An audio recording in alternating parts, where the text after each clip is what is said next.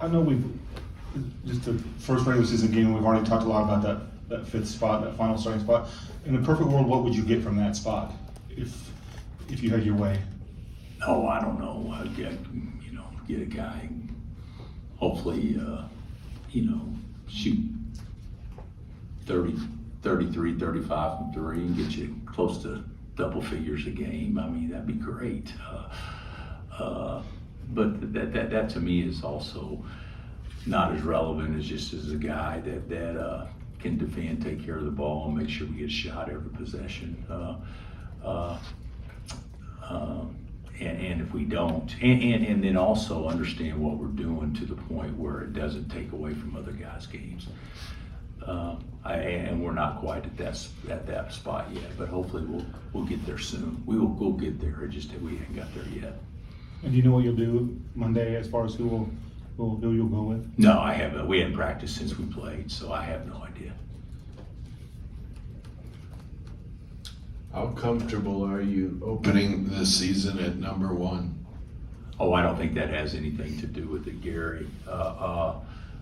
We certainly haven't played to our ranking by any stretch thus far. So, but that can't be your focus. I mean, your focus is you want to be ranked, there at the end, not at the beginning. And so we got a long ways to go to improve to get to the point where we can play to that ranking, but that's not my concern right now. My concern is just trying to get better and put us in a position where we're actually ready to play an incredibly difficult non-conference schedule.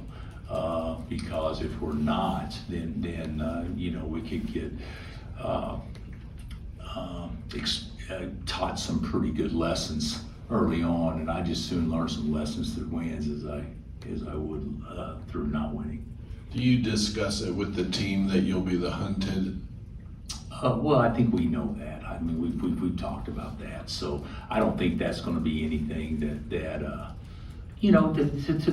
be honest with you, we've talked about that, and I do think those are real things, but over a course of a long season and things like that, I mean, those things change and all that stuff. But to start the season out, I think you're exactly right. We will be, and we need to be ready to take all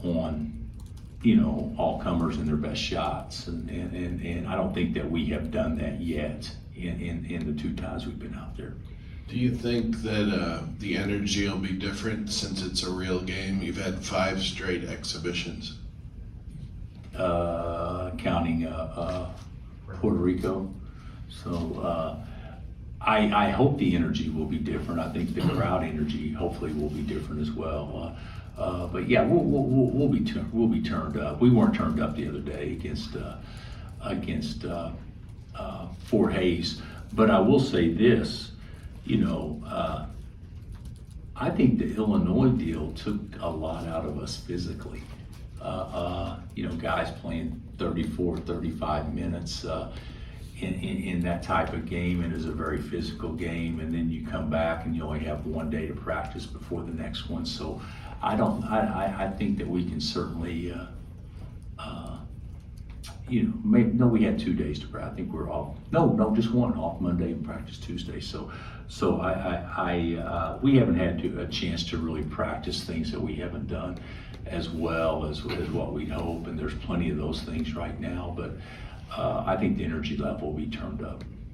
You mentioned that Marco's thinking too much of it right now. Like, are there ways that you go about helping him through that, or is it just sort of time that takes care of something like that? Yeah, I think he cares so much that he's just wanting to please, but I think it's time. You tell him, hey, this is what I want you to do. I just want you to play. Don't worry about running plays. Just go play. Don't worry about screwing up. Just go 100 miles an hour. Those things are easy to say, but I don't know if they always work. Very rarely does that type of coach speak ever prevail and work. So I think that time and having some repetitive confidence, I think will be the thing that helps him the most. And then will Johnny or Kevin have any limitations on them health-wise this first week, or are they full? I don't know that. I think Johnny's minutes or reps will be monitored for a while, but it's going to continually increase. Kevin, I don't think there'll be limitations next week, but I don't know that he can practice today. So. And just some of the younger guys and the transfers, what are you hoping to see in this first couple of weeks, getting into the season? Well, I don't think that we've actually seen them play well yet. And they have in practice, but I don't think we've seen them play well yet. I'd like to see them just play with confidence and be loose and not be thinkers. It's a little bit different playing in Puerto Rico, where there's absolutely no pressure, and you come in here and now you practice longer and you've done this and this is how I want you to do it. Where in Puerto Rico we never talked about that stuff and everything. So I just think they've got to go through some crap, to be honest with you. That's what I told Marco. I texted him, I said, this is as hard as it's going to get for you.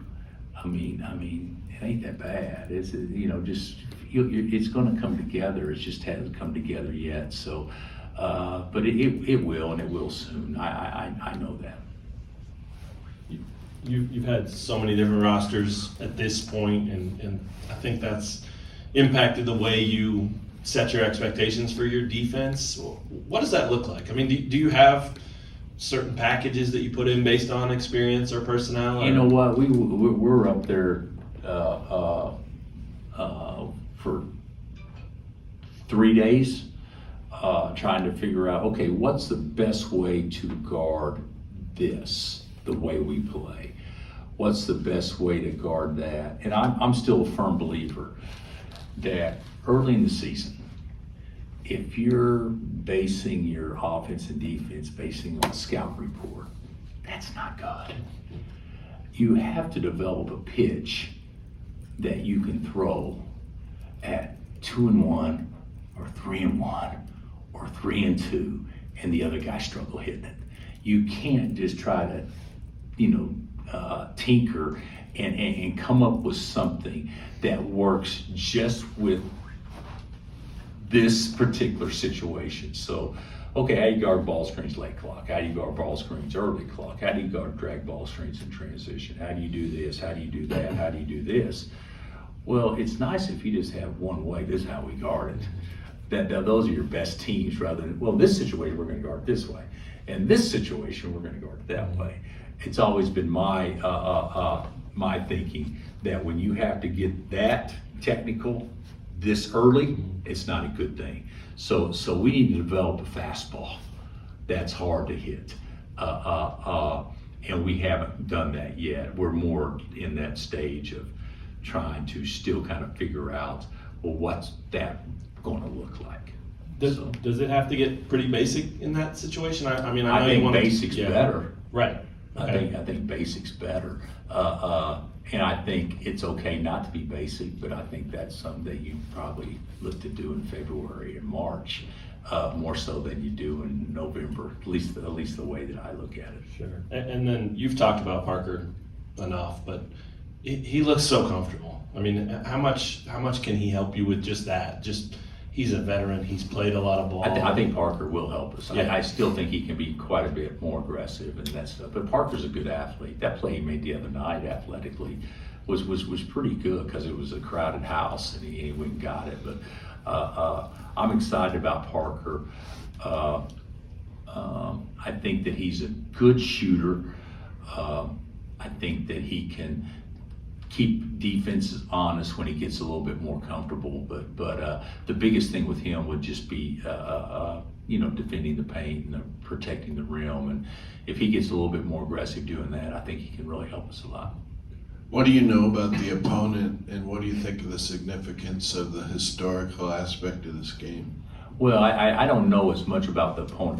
They lost a lot of starters and key players off of a team that went 18-11 last year, and of course, coach has done a good job. He's been there a while. He's been in tournaments. I mean, so they're going to be well prepared, and they're going to be good, and they're going to switch defenses, and they're going to, They'll play zone. They'll do different things, different types of zone.